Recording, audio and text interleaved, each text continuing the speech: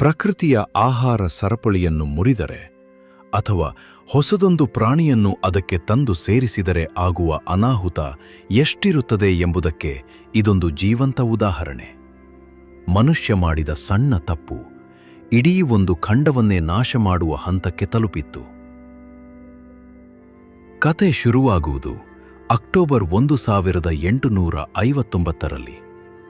ಆಸ್ಟ್ರೇಲಿಯಾದ ವಿಕ್ಟೋರಿಯಾದಲ್ಲಿದ್ದ Thomas Austin ಎಂಬ English ವಸಾಹತುಶಾಹಿಗೆ ತನ್ನ ತಾಯ್ನಾಡಿನ ಬೇಟೆಯಾಡುವ ಹವ್ಯಾಸದ ನೆನಪಾಯಿತು.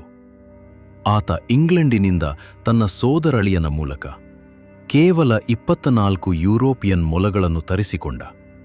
ಇದಕ್ಕಿಂತ ಮೊದಲು 1288ರಲ್ಲೇ ಯುರೋಪಿಯನ್ನರು ಆಸ್ಟ್ರೇಲಿಯಾಕ್ಕೆ ಮೊಲಗಳನ್ನು ತಂದಿದ್ದರು. ಆದರೆ ಅವು ಪಂಜರದಲ್ಲಿ ಬೆಳೆದ ಸಾಕು ಮೊಲಗಳಾಗಿದ್ದವು. ಅವುಗಳಿಂದ ಯಾವುದೇ ತೊಂದರೆ ಆಗಿರಲಿಲ್ಲ. ಆದರೆ ಆಸ್ಟಿನ್ ತರಿಸಿದ್ದು ಕಾಡು ಮೊಲಗಳು ಮತ್ತು ಸಾಕು ಮೊಲಗಳ ಹೈಬ್ರಿಡ್, ಅಂದರೆ ಮಿಶ್ರ ತಳಿಯನ್ನು. ಇವು ಆಸ್ಟ್ರೇಲಿಯಾದ ಪರಿಸರಕ್ಕೆ ಒಗ್ಗಿಕೊಂಡು ಬದುಕುವಷ್ಟು ಗಟ್ಟಿಯಾಗಿದ್ದವು. ಕೇವಲ 24 ಮೊಲಗಳನ್ನು ಬಿಡುವುದರಿಂದ ಹಾನಿ ಸಂಭವಿಸುವ ವಿಚಾರವನ್ನು ಈತ ಊಹಿಸಿರಲಿಲ್ಲ. ಅವುಗಳನ್ನು ತರಿಸಿ ತನ್ನ ಜಮೀನಿನಲ್ಲಿ ಬಿಟ್ಟ. ಆದರೆ ಅವನ ಆ ಊಹೆ ಇತಿಹಾಸದ ಅತಿದೊಡ್ಡ ತಪ್ಪಾಗಿತ್ತು.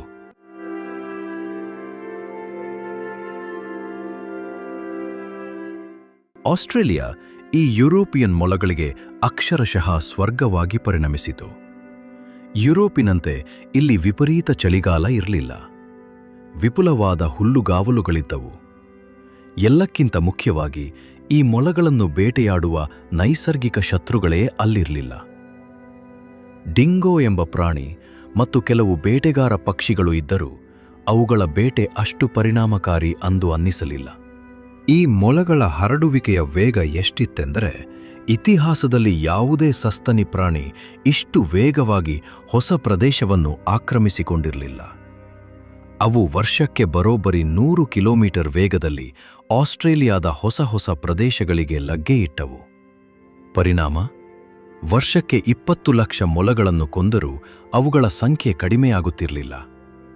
1940ರ ದಶಕದ ಹೊತ್ತಿಗೆ ಆ 24 ಮೊಲಗಳ ಸಂತತಿ ಬರೋಬ್ಬರಿ 60 ಕೋಟಿ ದಾಟಿತ್ತು. ಇದರ ಪರಿಣಾಮ ಅತ್ಯಂತ ಭೀಕರವಾಗಿತ್ತು. ಕೋಟ್ಯಂತರ ಮೊಲಗಳ ದಂಡು ಆಸ್ಟ್ರೇಲಿಯಾದಾದ್ಯಂತ ಹರಡಿ ಸಿಕ್ಕಿದ್ದನ್ನೆಲ್ಲ ತಿಂದು ಮುಗಿಸಿತು. ಮರಗಳ ತೊಗಟೆಯನ್ನೂ ಬಿಡದೆ ತಿಂದವು. ಕುರಿ ಮತ್ತು ದನಗಳಿಗೆ ಆಹಾರವಿಲ್ಲದೆ ರೈತರು ಬೀದಿಗೆ ಬಿದ್ದರು. ಎಲ್ಲಕ್ಕಿಂತ ದೊಡ್ಡ ದುರಂತವೆಂದರೆ ಮೊಲಗಳು ತಿಂದ ಹುಲ್ಲಿನಿಂದಾಗಿ ಮಣ್ಣನ್ನು ಹಿಡಿದಿಡಲು ಬೇರುಗಳೇ ಇಲ್ಲದೆ ಲಕ್ಷಾಂತರ ಎಕರೆ ಫಲವತ್ತಾದ ಭೂಮಿ ಮರುಭೂಮಿಯಾಗಿ ಬದಲಾಯಿತು. ಆಸ್ಟ್ರೇಲಿಯಾದಲ್ಲಿ ಭೀಕರ ಮರಳು ಬಿರುಗಾಳಿಗಳು, ಡಸ್ಟ್ ಸ್ಟಾರ್ಮ್ಸ್ ಶುರುವಾದವು. ಬಿಲ್ಬಿ ಮತ್ತು ಬ್ಯಾಂಡಿಕೂಟ್ನಂತಹ ಆಸ್ಟ್ರೇಲಿಯಾದ ಅನೇಕ ಮುಗ್ಧ, ಅಪರೂಪದ ಸ್ಥಳೀಯ ಪ್ರಾಣಿಗಳು ಆಹಾರವಿಲ್ಲದೆ ಶಾಶ್ವತವಾಗಿ ಅಳಿದು ಹೋಗಲು ಇದು ಒಂದು ಕಾರಣವಾಯಿತು.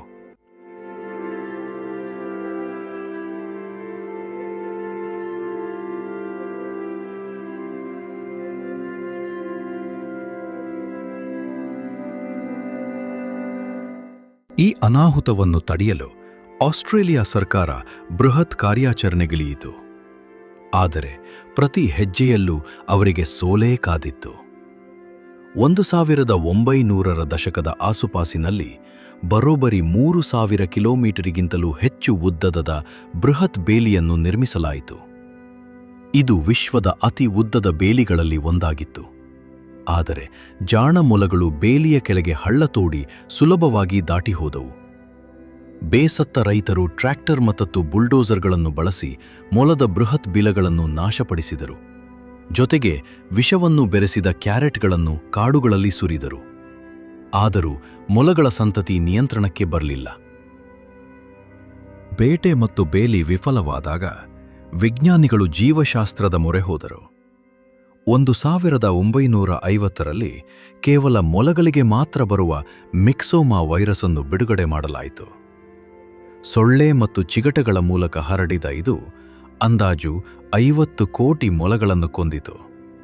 ಆದರೆ ಉಳಿದ ಮೊಲಗಳು ಕೆಲವೇ ವರ್ಷಗಳಲ್ಲಿ ಈ ರೋಗದ ವಿರುದ್ಧ ರೋಗ ನಿರೋಧಕ ಶಕ್ತಿ ಬೆಳೆಸಿಕೊಂಡವು. ನಂತರ 1995ರಲ್ಲಿ ವಿಜ್ಞಾನಿಗಳು ಪರಿಚಯಿಸಿದ ರ್ಯಾಬಿಟ್ ಹೆಮೊರಾಜಿಕ್ ಡಿಸೀಸ್ ವೈರಸ್ ಮತ್ತೊಮ್ಮೆ ಮೊಲಗಳ ಸಂಖ್ಯೆಯನ್ನು ತೀವ್ರವಾಗಿ ಕಡಿಮೆ ಮಾಡಿತು. This Riverina farmer can no longer plant on some of his land after his crop was destroyed, damaged by rabbit warrens, with one baiting program at the cemetery costing council around damage.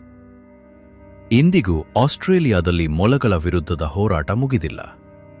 ಕೋಟ್ಯಂತರ dollar ಖರ್ಚು ಮಾಡಿದರೂ, ತಂತ್ರಜ್ಞಾನ ಎಷ್ಟೇ ಮುಂದುವರಿದಿದ್ದರೂ ಮನುಷ್ಯ ಪ್ರಕೃತಿಯ ಮುಂದೆ ಸೋತಿದ್ದಾನೆ.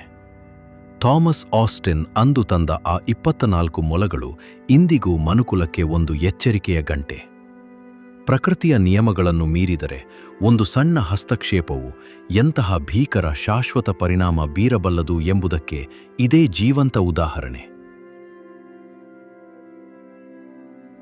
ಇತಿಹಾಸದ ಪುಟಗಳಲ್ಲಿ ಕಳೆದು ಹೋಗಿರುವ ಇಂತಹ ಎಷ್ಟೋ ರೋಚಕ ಮತ್ತು ಅಚ್ಚರಿಯ ಕಥೆಗಳನ್ನು ನಾವು ನಿಮ್ಮ ಮುಂದೆ ತರುತ್ತಲೇ ಇರುತ್ತೇವೆ.